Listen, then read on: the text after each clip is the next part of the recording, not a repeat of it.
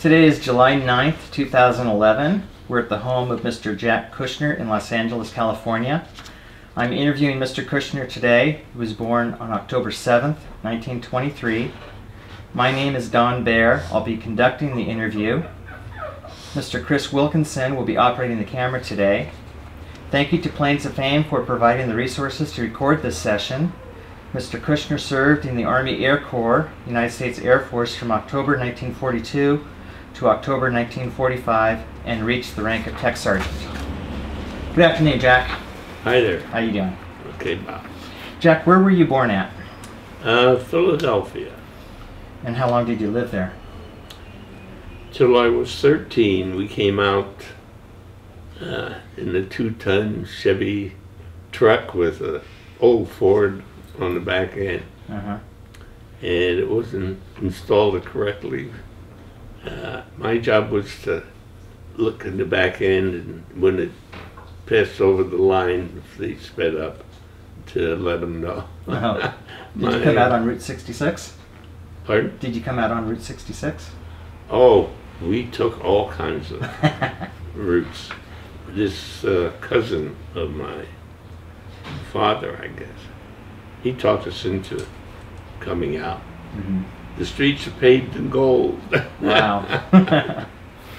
So you arrived in Los Angeles then when you were about 13 then? Exactly. Okay. Wearing knickers. Knickers. Wow. And the first day I went to school, it was murder. Oh, he's wearing Hollywood bloomers. You didn't fit in? Oh, I didn't. Stuck out. So I came home, I says, I'm not going back until I get a pair of long pants. I never wore any, you know, even when I reached 13 for my bar mitzvah, my mother says, you want long or knickers? I said, knickers. That was it. And what did your father do? He was in the fruit and vegetable business and finally went into with groceries. He developed kind of a mama papa store. Later they took in a butcher who went to Palm Springs with ball tires and got killed. So your mother and father both ran the store, the business? It's phenomenal what they did. I mean, my mother, every Friday, we had, you know, chicken soup and whatever, the meal. And she made it from scratch. And she worked in a store. And I don't see how she did everything that she did. And my father was that way too. He worked 15 hours a day, 16, whatever. And he had diabetes, which he left me a present. And but it was, you know, at that time, I don't think he knew too much about insulin. I tried to give him shots, and he would bypass me in the morning. It ate him up. In fact, he was a veteran in the First World War. Oh, interesting. He was in the artillery. I got a picture of him over there in uniform. Okay. And so I lost my track. Well, we were talking about your parents. Yeah. What schools did you go to out here in Los Angeles? I don't remember the name of the first school. We had to go up a hill. Actually, we moved in with my father's brother, an older brother. And Urban, you want to take down that picture, the round oval one over there? Anyway, we moved in, and he had a big, what they call an open air fruit and vegetable market. It was a block long.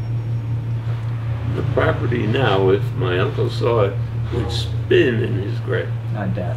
I mean, tall buildings, 3 on each side.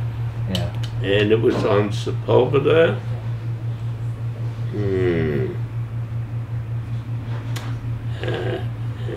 Can't think of the name. Anyway, he had the whole block.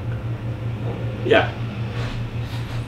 I don't know if you can see this picture, but this is, I just recently found, that was in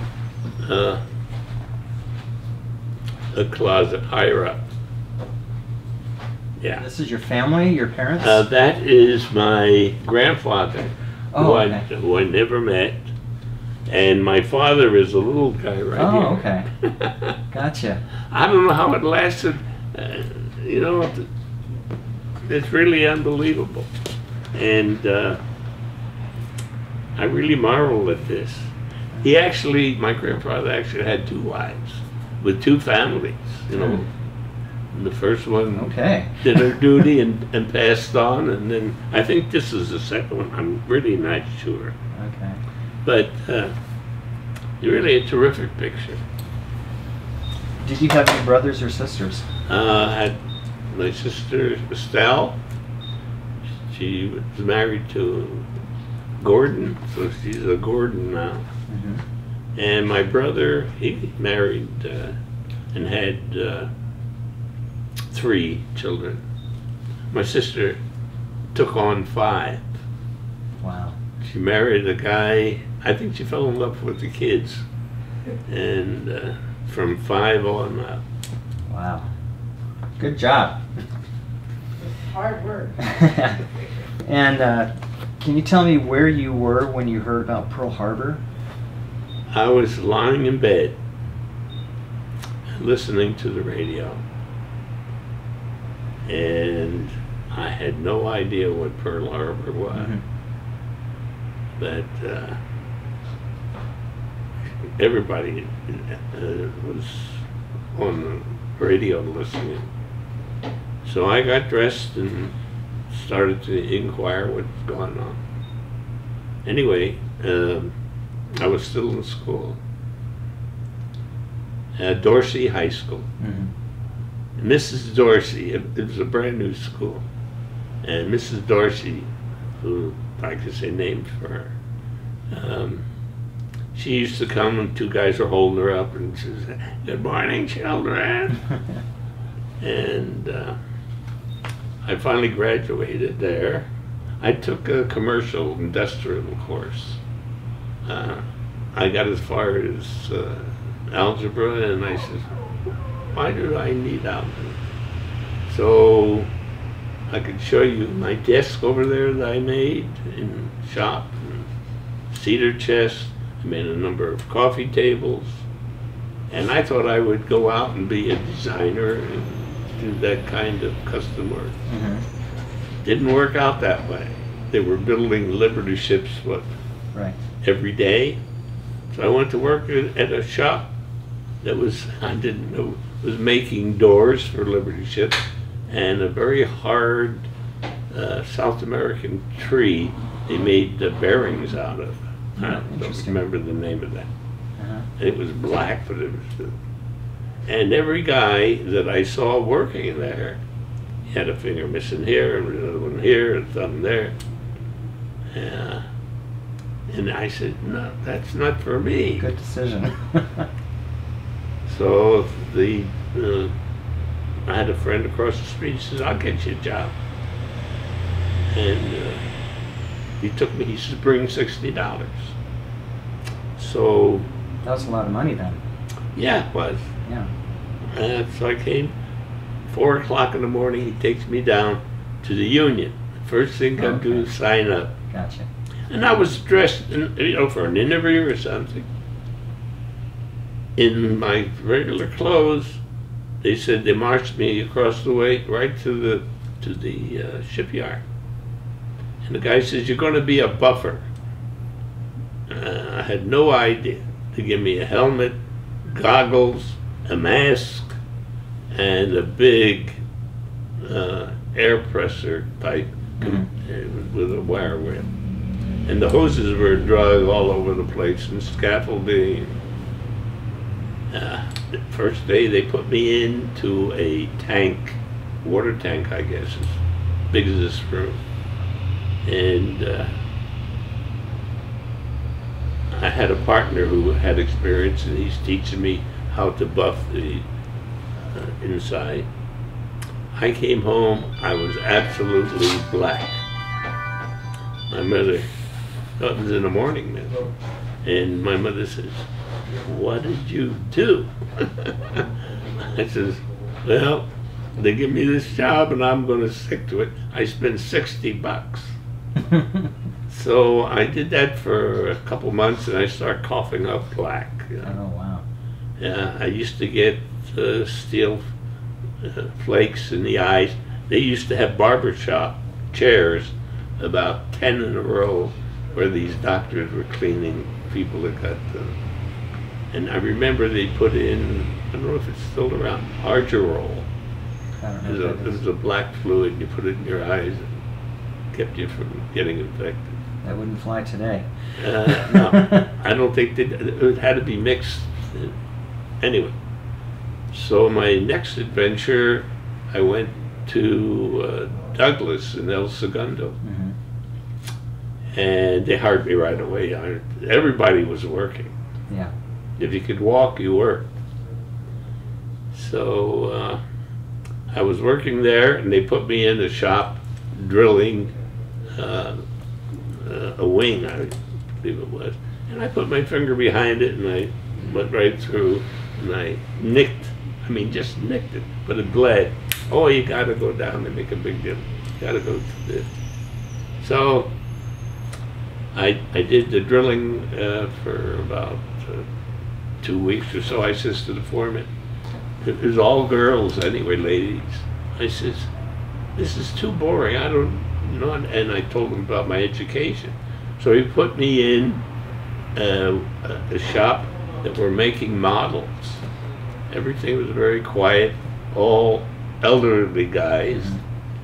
And, sitting there and filing, measuring, filing.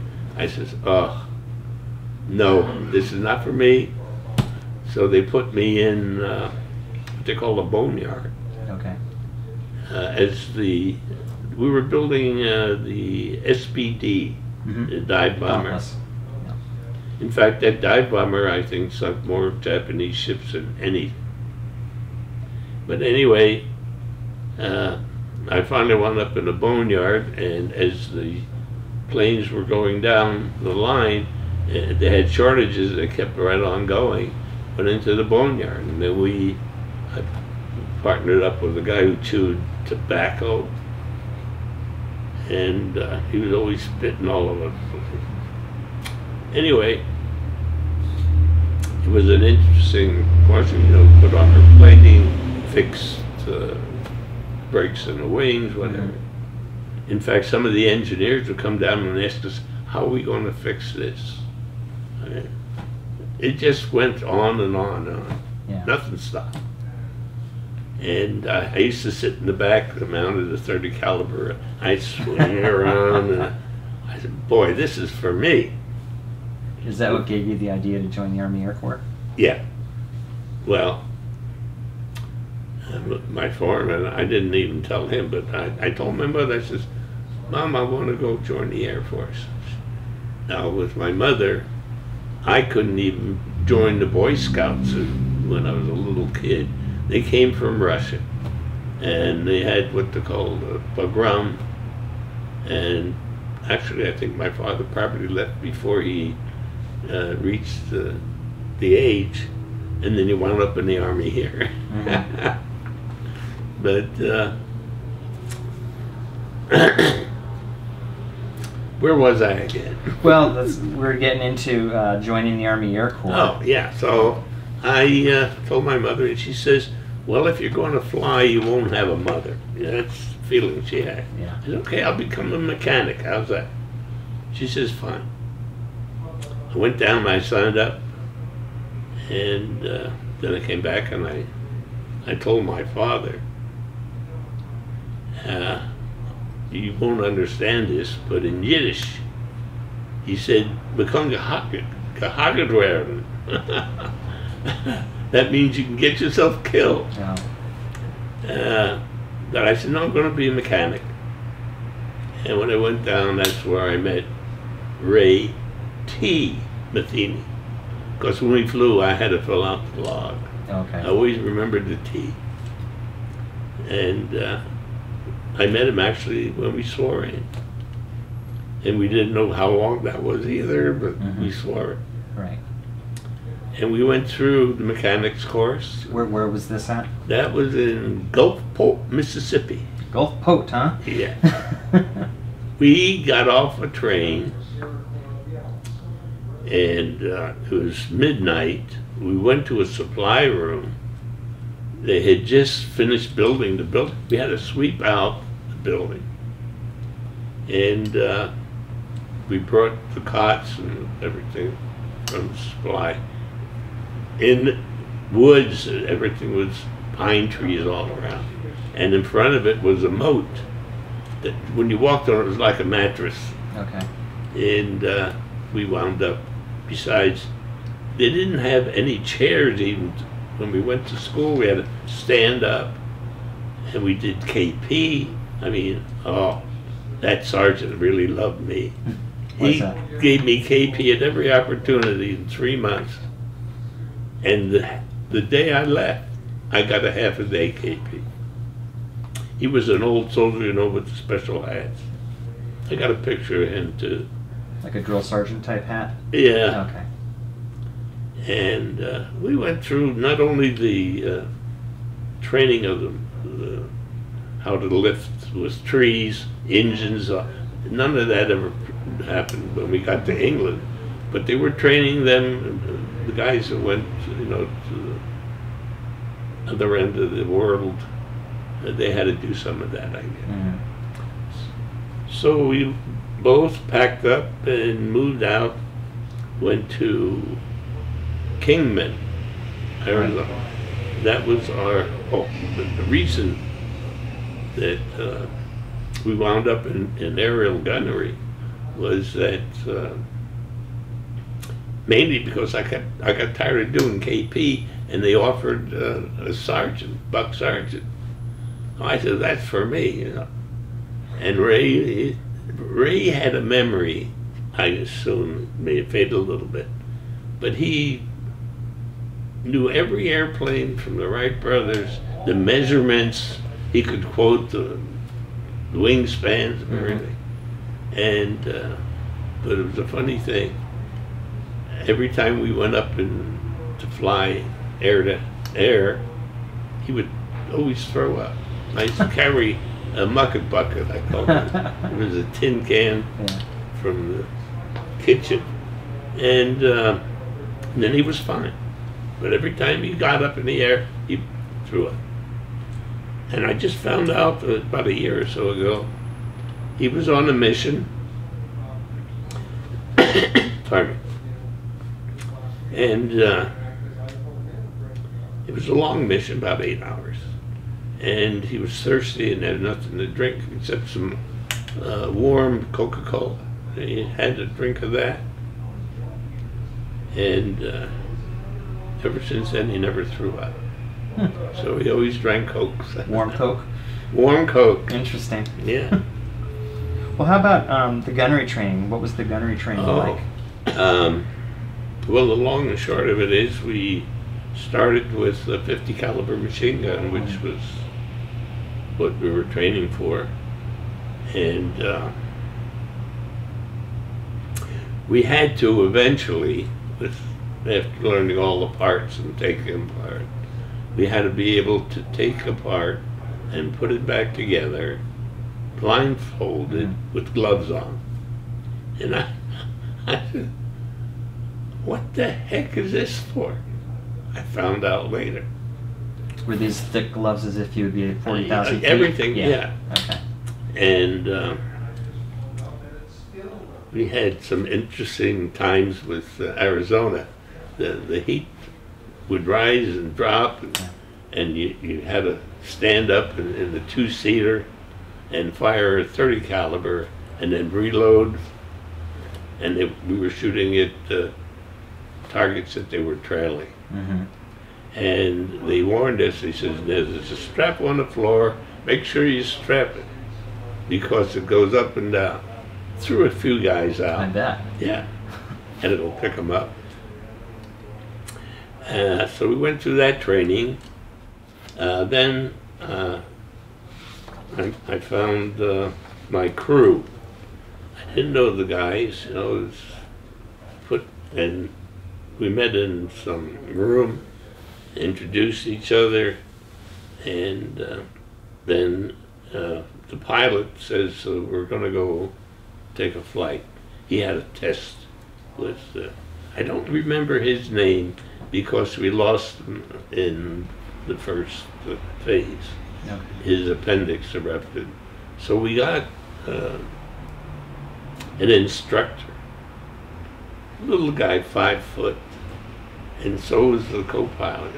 It was funny to see him walk down. They were wearing elevator heels. But he was a terrific pilot. We had some excursions that you would never believe that we would survive. How did you get from the States to England? On the Queen Elizabeth. Oh, you took the ship. I thought I you might had have the flown. stateroom with about 15 guys. Oh, how nice. With a private bathroom. They were pretty well organized. They did have names. So we were put into this and had bunks all around. Mm-hmm. And when we got ready to leave, I was looking through the porthole and I saw the Statue of Liberty. I didn't say anything, but in my mind I says, am I ever going to see her again? Mm-hmm. We went to, I think the course was from New Jersey, I guess, there, New York. We went down the states to Florida along the coast. And then from there across to Spain. Uh-huh. And then from Spain, I think the course was, where the heck was it? Scotland. Okay. So we wound up in Scotland, and they loaded us off, and we went to, there was a pottery factory or something, where they had these gigantic Klein, what do they call them? And they had bunks all in those. And we went up and they unloaded us into these ovens. And we got organized in a week or so. And little kids were coming around with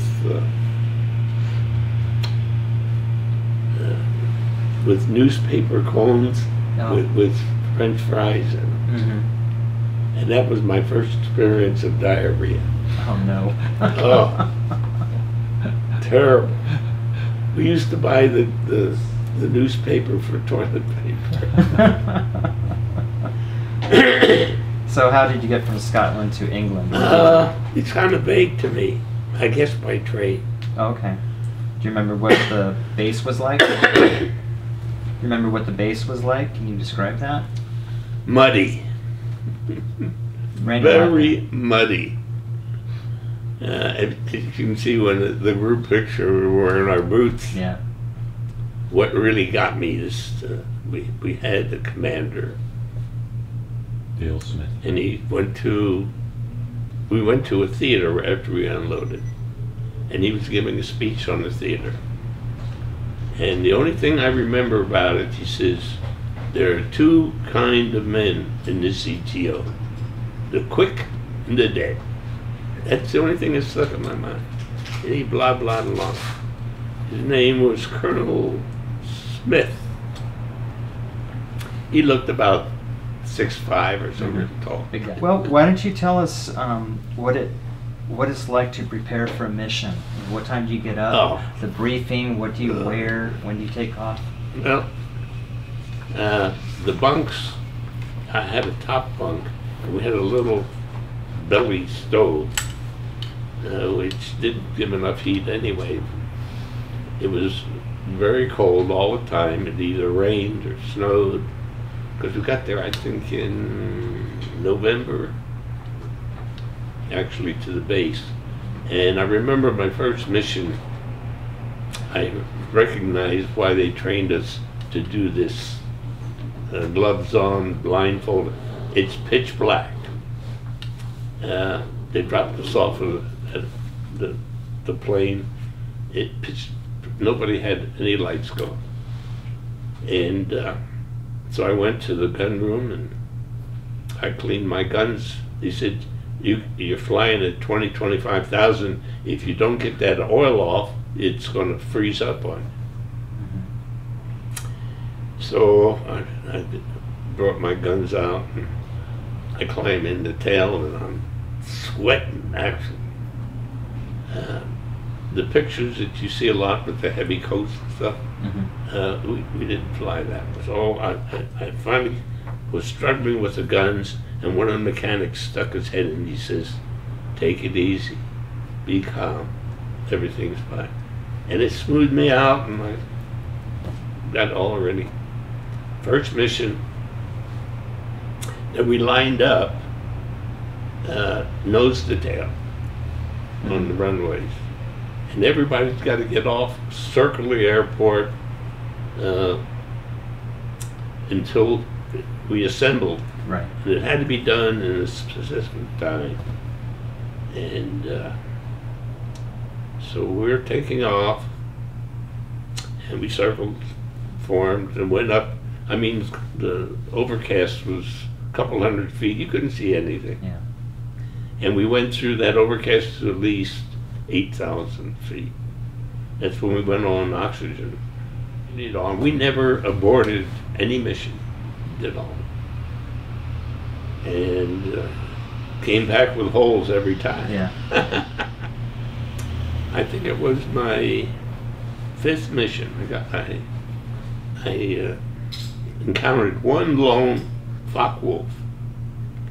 He must have been a hotshot. He had a yellow nose. I think he was a Goring Squadron or something. Oh. He had to have 5 kills in order to join. And we were always attacked, at least 5 in a group. And he was out about a little over 1,000 yards, which was my effective range.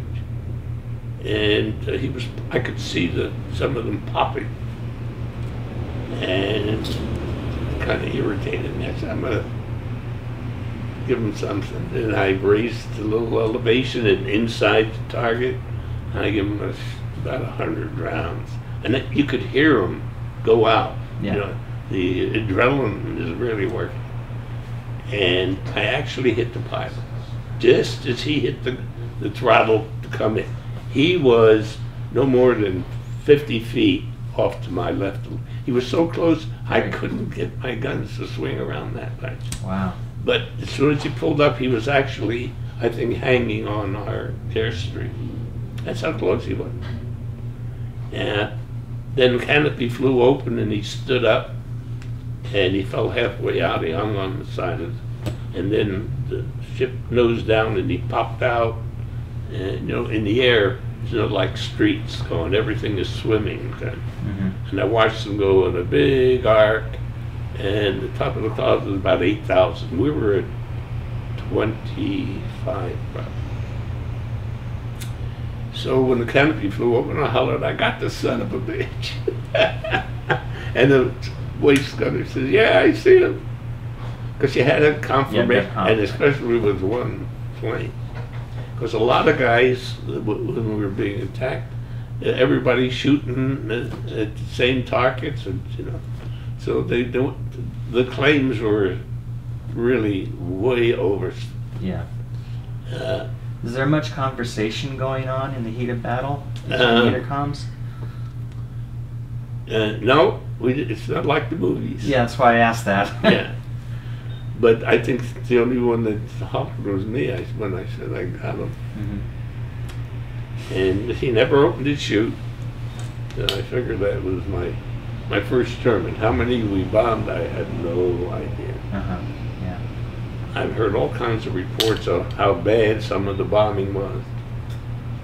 But when we finished the war with Germany, there wasn't even a shit house standing. Yeah. I mean, cleaned off. So we got everything. They were hiding they distributed parts to different places and made assemblies in Bonnie Crew, and then they were stacking them in the forest. You know. You said on your 10th mission you lost both outer engines. Well, we went to bomb 10th mission Frankfurt, and we had a tailwind, and we zipped in really. And we got hit right at the IP. That's the initial point of Right. Mm-hmm. the bombardier takes over. And both outboards got hit with flak. And I turned them off, and he said, "Where do you want to go, Spain or Switzerland?" I made the biggest mistake in my life. I says, "I want to go back home." These guys had to evacuate, they got hit. They go to Switzerland, live in a hotel for the rest of the